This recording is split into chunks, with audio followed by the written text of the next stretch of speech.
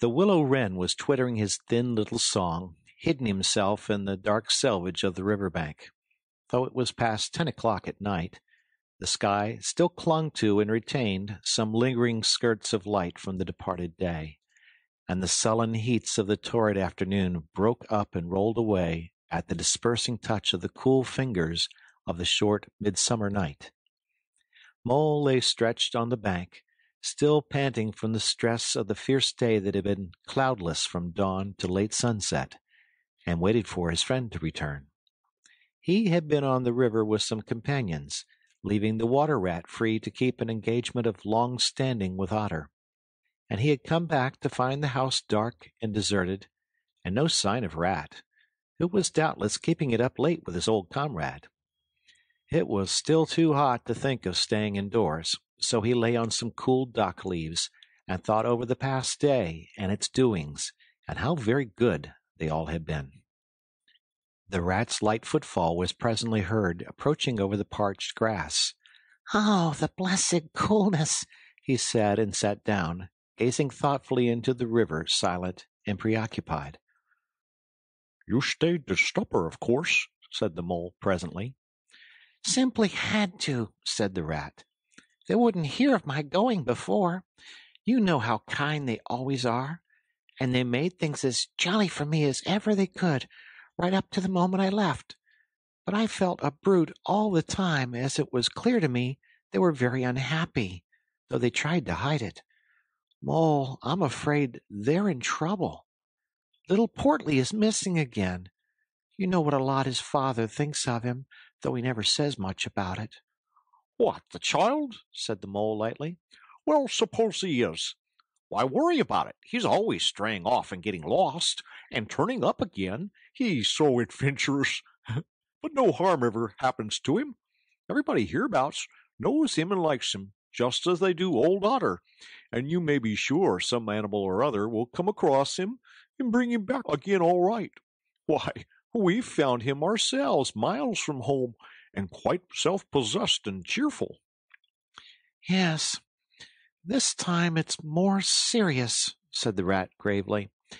"He's been missing for some days now, and the otters have hunted everywhere, high and low, without finding the slightest trace. They've asked every animal, too, for miles around, and no one knows anything about him. Otter's evidently more anxious than he'll admit. I got out of him that young Portly hasn't learnt to swim very well yet, and I can see he's thinking of the weir. There's a lot of water coming down still, considering the time of year, and the place always had a fascination for the child. And then there are, well, traps and things, you know. Otter's not the fellow to be nervous about any son of his before it's time, but now he is nervous. When I left, he came out with me, said he wanted some air, and talked about stretching his legs. But I could see it wasn't that, so I drew him out and pumped him, and got it all from him at last. He was going to spend the night watching by the ford. You know the place where the old ford used to be, in bygone days before they built the bridge?" "I know it well," said the mole. "But why should Otter choose to watch there?" "Well, it seems that it was there he gave Portly his first swimming lesson," continued the rat, "from that shallow, gravelly spit near the bank. And it was there he used to teach him fishing. And there young Portly caught his first fish, of which he was so very proud. The child loved the spot, and Otter thinks that if he came wandering back from wherever he is, if he is anywhere by this time, poor little chap, he might make for the ford he was so fond of. Or if he came across it, he'd remember it well and stop there and play, perhaps. So Otter goes there every night and watches, on the chance, you know, just on the chance." They were silent for a time, both thinking of the same thing, the lonely, heart-sore animal crouched by the ford, watching and waiting the long night through, on the chance. "Well," said the rat presently, "I suppose we ought to be thinking about turning in." But he never offered to move. "Rat," said the mole. I simply can't go and turn in and go to sleep and do nothing, even though there doesn't seem to be anything to be done. We'll get the boat out and paddle upstream. The moon will be up in an hour or so, and then we'll search as well as we can. Anyhow, it will be better than going to bed and doing nothing. That's just what I was thinking myself, said the rat.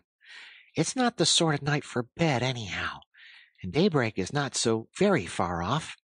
And then we may pick up some news of him from early risers as we go along. They got the boat out, and the rat took the sculls, paddling with caution. Out in midstream there was a clear, narrow track that faintly reflected the sky. But whatever shadows fell on the water from bank, bush, or tree, they were as solid to all appearance as the banks themselves, and the mole had to steer with judgment accordingly. Dark and deserted as it was, the night was full of small noises, song and chatter and rustling, telling of the busy little population who were up and about, plying their trades and vocations through the night, till sunshine should fall on them at last and send them off to their well-earned repose. The water's own noises, too, were more apparent than by day. Its gurglings and ploops were unexpected and near at hand, and constantly they started at what seemed a sudden clear call from an actual articulate voice. The line of the horizon was clear and hard against the sky, and in one particular quarter it showed black against a silvery climbing phosphorescence that grew and grew. At last, over the rim of the waiting earth, the moon lifted with slow majesty till it swung clear of the horizon and rode off free of moorings. And once more they began to see surfaces, meadows, wide-spread and quiet gardens, and the river itself from bank to bank, all softly disclosed, all washed clean of mystery and terror, all radiant again as by day, but with a difference that was tremendous.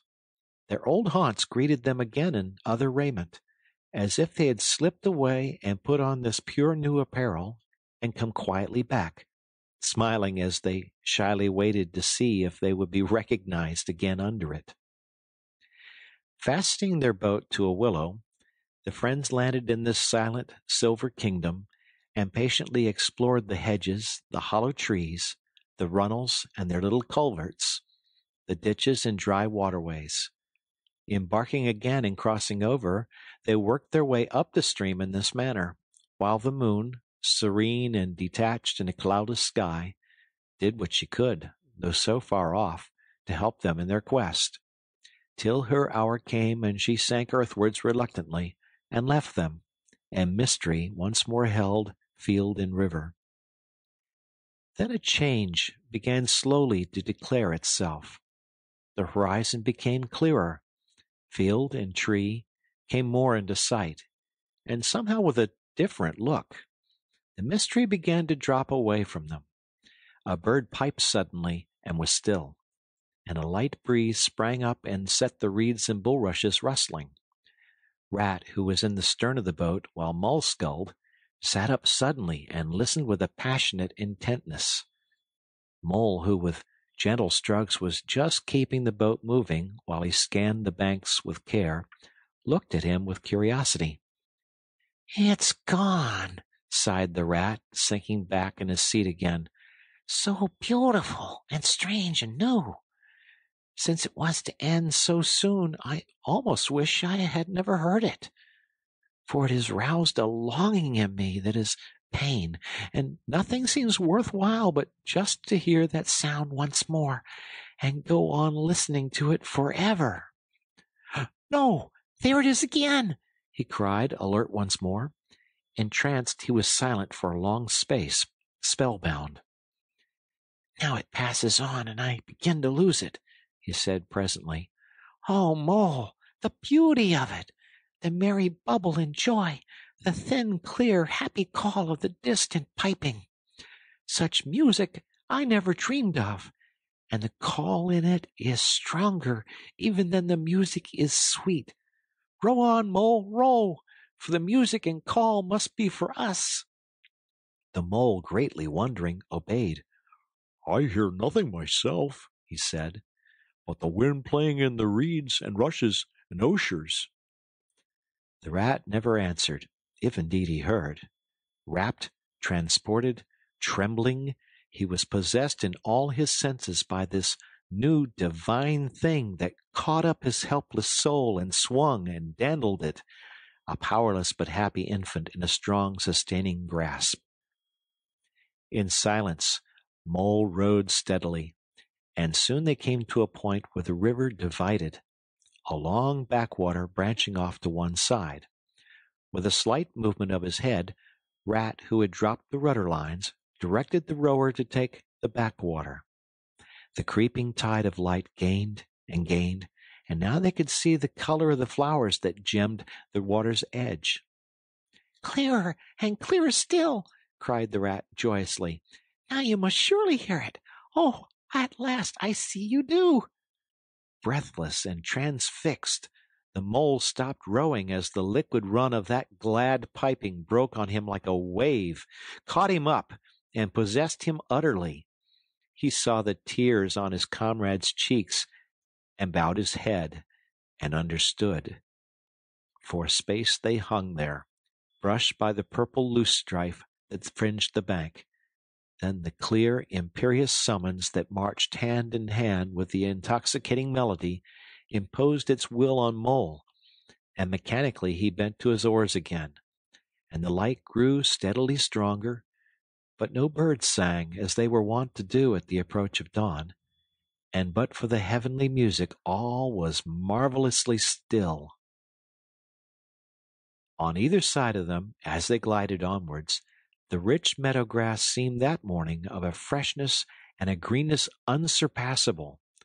Never had they noticed the roses so vivid, the willow herb so riotous, the meadowsweet so odorous and pervading.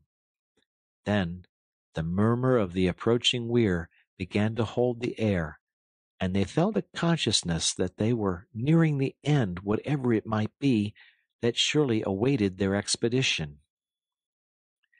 A wide half-circle of foam and glinting lights and shining shoulders of green water, the great weir closed the backwater from bank to bank, troubled all the quiet surface with twirling eddies and floating foam streaks, and deadened all other sounds with its solemn and soothing rumble. In midmost of the stream, embraced in the weir's shimmering arm-spread, a small island lay anchored, fringed close with willow and silver birch and alder. Reserved, shy, but full of significance, it hid whatever it might hold behind a veil, keeping it till the hour should come, and, with the hour, those who were called and chosen. Slowly, but with no doubt or hesitation whatever, and in something of a solemn expectancy, the two animals passed through the broken, tumultuous water and moored their boat at the flowery margin of the island. In silence they landed, and pushed through the blossom and scented herbage and undergrowth that led up to the level ground, till they stood on a little lawn of a marvelous green, set round with nature's own orchard trees, crabapple, wild cherry, and sloe. "This is the place of my song dream, the place the music played to me," whispered the rat, as if in a trance. "Here, in this holy place, here if anywhere, surely we shall find him." Then suddenly the mole felt a great awe fall upon him, an awe that turned his muscles to water, bowed his head, and rooted his feet to the ground. It was no panic terror. Indeed, he felt wonderfully at peace and happy, but it was an awe that smote and held him, and, without seeing, he knew it could only mean that some august presence was very, very near. With difficulty he turned to look for his friend, and saw him at his side, cowed, stricken, and trembling violently. And still there was utter silence, in the populous, bird-haunted branches around them, and still the light grew and grew. Perhaps he would never have dared to raise his eyes, but that, now that the humming was now hushed, the call and the summons seemed still dominant and imperious. He might not refuse, were death himself waiting to strike him instantly. Once he had looked with mortal eye on things rightly kept hidden. Trembling, he obeyed and raised his humble head. And then, in that utter clearness of the imminent dawn, while nature, flushed with fullness of incredible color, seemed to hold her breath for the event, he looked in the very eyes of the friend and helper, saw the backward sweep of the curved horns gleaming in the growing daylight, saw the stern, hooked nose between the kindly eyes that were looking down on them humorously, while the bearded mouth broke into a half-smile at the corners, saw the rippling muscles on the arm that lay across the broad chest, the long, supple hand still holding the panpipes only just fallen away from the parted lips, saw the splendid curves of the shaggy limbs disposed in majestic ease on the sward, saw last of all, nestling between his very hooves, sleeping soundly in entire peace and contentment, the little, round, podgy, childish form of the baby otter. All this he saw, for one moment breathless and intense, vivid on the morning sky, and still, as he looked, he lived, and still, as he lived, he wondered. Rat, He found breath to whisper, shaking. Are you afraid? Afraid? Murmured the rat, his eyes shining with unutterable love. Afraid of him? Oh, never, never. And yet, oh, Mole, I am afraid. Then the two animals, crouching to the earth, bowed their heads and did worship. Sudden and magnificent, the sun's broad golden disk showed itself over the horizon facing them, and the first rays, shooting across the level water meadows, took the animals full in the eyes and dazzled them. When they were able to look once more, the vision had vanished, and the air was full of the carol of birds that hailed the dawn. As they stared blankly in dumb misery deepening, as they slowly realized all they had seen and all they had lost, a capricious little breeze, dancing up from the surface of the water, tossed the aspens, shook the dewy roses, and blew lightly and caressingly in their faces. And with its soft touch came instant oblivion. For this is the last best gift that the kindly demigod is careful to bestow on those to whom he has revealed himself in their helping, the gift of forgetfulness, lest the awful remembrance should remain and grow, and overshadow mirth and pleasure, and the great haunting memory should spoil all the afterlives of little animals helped out of difficulties, in order that they should be happy and light-hearted as before. Mole rubbed his eyes and stared at Rat, who was looking about him in a puzzled sort of way. I beg your pardon? What did you say, Rat? He asked. I think I was only remarking, said Rat slowly, that this was the right sort of place, and that here, if anywhere, we should find him. And look, why, there he is, the little fellow. And with a cry of delight, he ran towards the slumbering Portly.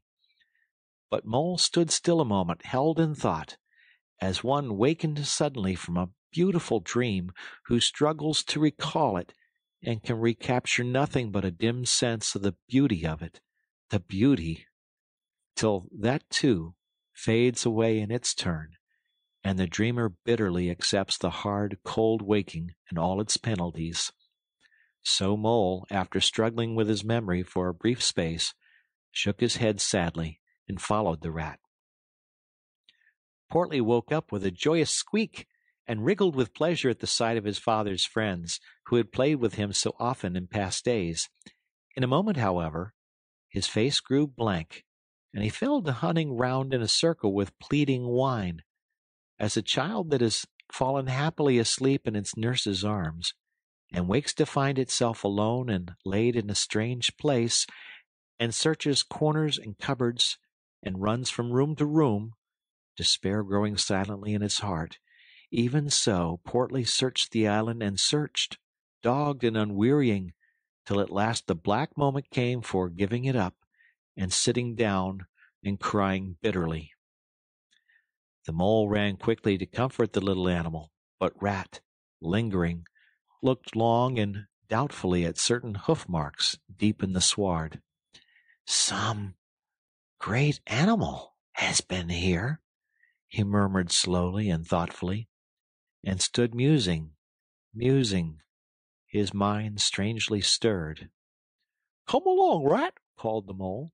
"Think of poor Otter waiting up there by the ford." Portly had soon been comforted by the promise of a treat, a jaunt on the river in Mr. Rat's real boat, and the two animals conducted him to the water's side, placed him securely between them and the bottom of the boat, and paddled off down the backwater. The sun was fully up by now, and hot on them. Birds sang lustily and without restraint, and flowers smiled and nodded from either bank, but somehow, so thought the animals, with less of richness and blaze of color than they seemed to remember seeing quite recently somewhere. They wondered where. The main river reached again. They turned the boat's head upstream, towards the point where they knew their friend was keeping his lonely vigil. As they drew near the familiar ford, the mole took the boat into the bank, and they lifted Portly out and set him on his legs on the towpath, gave him his marching orders and a friendly farewell pat on the back, and shoved out into midstream. They watched the little fellow as he waddled along the path contentedly and with importance, watched him till they saw his muzzle suddenly lift and his waddle break into a clumsy amble as he quickened his pace with shrill whines and wriggles of recognition. Looking up the river, they could see Otter start up, tense and rigid, from out of the shallows where he crouched in dumb patience, and could hear his amazed and joyous bark as he bounded up through the osiers onto the path. Then the mole, with a strong pull on one oar, swung the boat round and let the full stream bear them down again where it would, their quest now happily ended. "I feel strangely tired, Rat," said the mole, leaning wearily over his oars as the boat drifted.